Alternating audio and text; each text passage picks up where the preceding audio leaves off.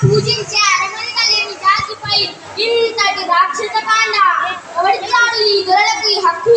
తన గడ్డకాని గడ్డపై అడుగు పెట్టి దౌర్జన్యానికి దిగిన ఈ దొరతనాన్ని దగ్ధం చేసి తీరకపోతే అన్యానికి మనుగడ లేదు. బ్రిటిష్